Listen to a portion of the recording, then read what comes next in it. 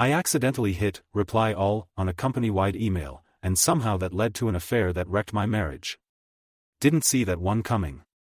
Here's how one small mistake spiraled into a life-changing mess. I never imagined a typo could unravel my life. It all started on a Monday morning, because, of course, calamities prefer the beginning of the week when you're least prepared. I was hunched over my cluttered desk, sifting through a mountain of unread emails, when I accidentally replied all to a company-wide message with a snarky comment meant only for my friend Mark. Another meeting that could have been an email, I had typed, smirking at my small act of rebellion. Moments later, a new email pinged. It was from a woman named Anna in the marketing department, someone I'd only exchanged polite nods with in the elevator. "Careful, your sarcasm is showing," she wrote. Her wit caught me off guard, and before I knew it, we were exchanging light-hearted banter, making the tedious workday a tad more bearable. At home, things with my wife Lisa had settled into a comfortable routine, a little too comfortable. We'd been married for 8 years, and our conversations revolved around grocery lists, utility bills, and the occasional debate over what to watch on Netflix. The spark that once ignited our relationship had dimmed to a flicker. But that's normal, right? Or so I told myself. Weeks passed, and my email exchanges with Anna became a daily highlight. It was innocent at first, sharing memes, grumbling about work, swapping restaurant recommendations. But then the emails turned into texts, and texts into late-night chats. She had a sharp sense of humor and a perspective on life that was refreshingly unfiltered. It was like discovering a new favorite book, you can't help but keep turning the pages. One Friday afternoon, as the office emptied for the weekend, Anna suggested grabbing a drink. "Consider it a reward for surviving the week," she joked. I hesitated. Meeting outside of work felt like crossing an invisible line.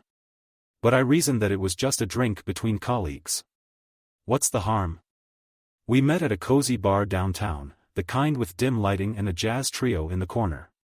The conversation flowed effortlessly, lubricated by craft beers and shared stories. She laughed at my jokes, even the bad ones, and I found myself drawn to her in a way I hadn't expected. As we parted ways, she gave me a lingering smile that stayed with me the whole ride home. That night, lying in bed next to Lisa, I stared at the ceiling, a swirl of guilt and excitement churning inside me. I told myself it was just a friendly outing, nothing more. But deep down, I knew there was a spark, a dangerous one. Our interactions intensified. We started having lunch together, sharing inside jokes that no one else in the office understood.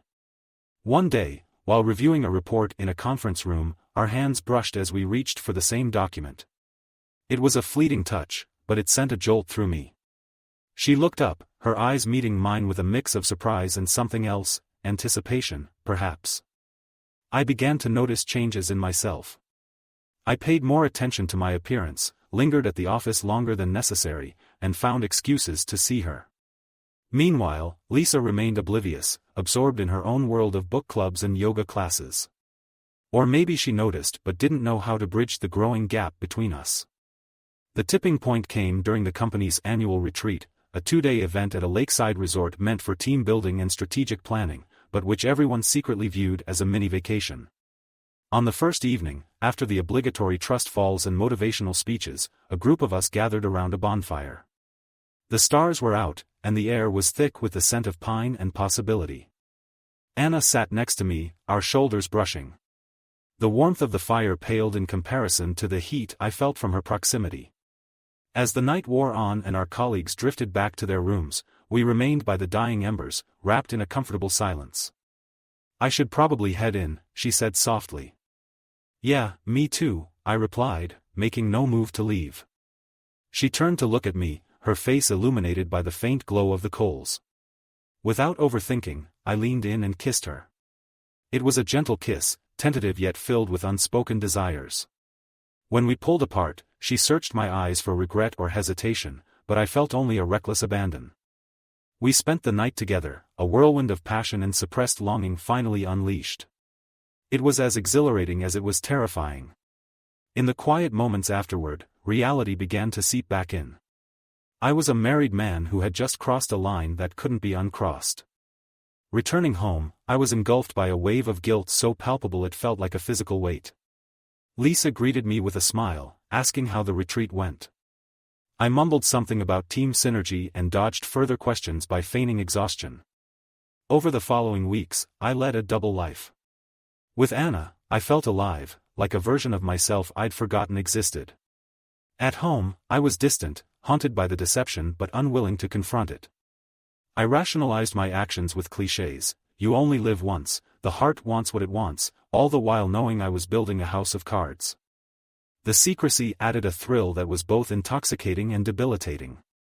Every stolen glance at the office, every covert text message, amplified the stakes. But the higher the climb, the steeper the fall.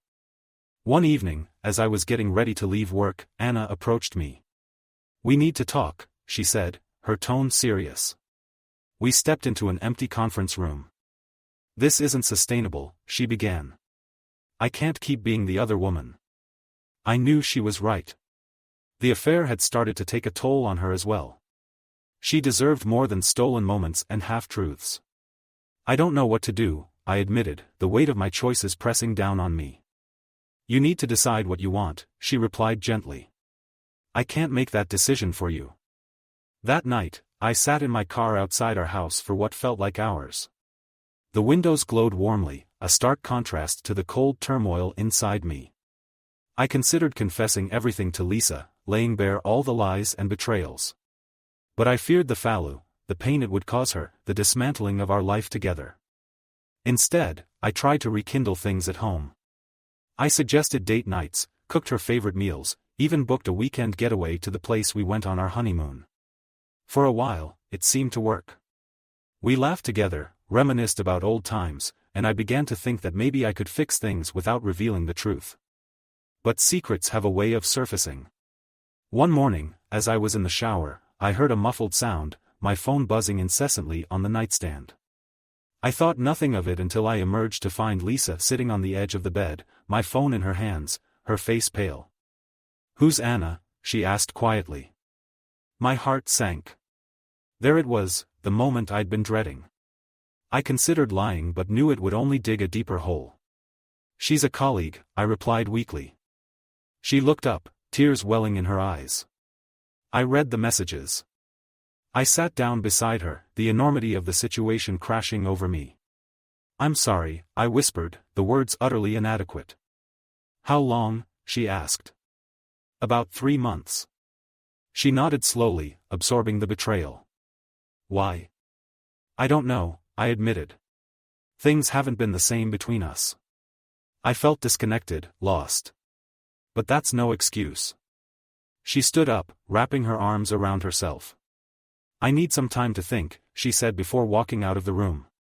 In the days that followed, the house was filled with a heavy silence. We moved around each other like ghosts, the unspoken words hanging in the air. Lisa agreed to couples therapy, and for a moment, I felt a glimmer of hope. The sessions were grueling. We unpacked years of buried resentments and unmet expectations. I realized how much I'd taken her for granted, how I'd let complacency erode the foundation of our marriage.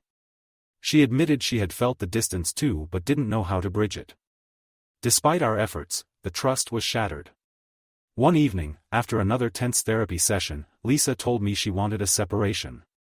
"I can't keep pretending everything's okay," she said. "I need to find myself again."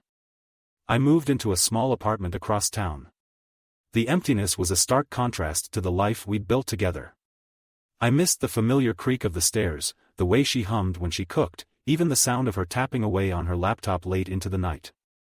As for Anna, I ended things. She took it gracefully, perhaps expecting it all along. "I hope you find what you're looking for," she said during our last conversation. I wished the same for her. In the solitude of my new place, I had ample time for reflection. I grappled with the reality that my actions had led me here. There was no one else to blame. I started seeing a therapist on my own, delving into the why behind my choices. I came to understand that the affair was a symptom, not the cause. I had been avoiding uncomfortable truths about myself, fears of inadequacy, aging, the monotony of routine. Instead of addressing them, I sought validation elsewhere, causing pain to those I cared about. Months passed. Lisa and I remained in contact, navigating the complexities of untangling our lives. One afternoon, she called to tell me she'd decided to file for divorce. "It's what's best for both of us," she said gently. I agreed, though the finality of it hit me harder than I expected. Signing the papers felt like closing a chapter of my life, a mix of relief and profound sadness. Looking back, I see the irony. I had been searching for something to make me feel alive, to break the monotony, and in doing so, I'd unraveled the very fabric of stability and love that I needed. The allure of novelty had blinded me to the value of what I already had. I've since tried to make amends, though I know some wounds take time to heal, if they ever do. Lisa and I have settled into a cordial friendship, and I cherish that. As for myself, I'm learning to face my flaws head-on, to find contentment without seeking escape routes. Sharing this story isn't easy. It's a confession of sorts, a way to hold myself accountable and perhaps caution others who might find themselves on a similar path. Infidelity isn't glamorous or exciting in the long run. It's a destructive force that leaves a trail of hurt and regret. If there's a silver lining, it's the lessons learned. I've come to value honesty, both with others and myself, more than ever. I've realized that relationships require effort, communication, and vulnerability. Taking the easy way out only leads to harder roads ahead. Life is messy, and humans are flawed. We make mistakes, sometimes colossal ones. But we also have the capacity to grow, to change, and to strive for better. I'm not who I was a year ago, and for that, I'm grateful. In the end, all we can do is pick up the pieces, learn from the past, and hope that the future holds opportunities for redemption. As for me, I'm taking it one day at a time, committed to being a better person than I was before.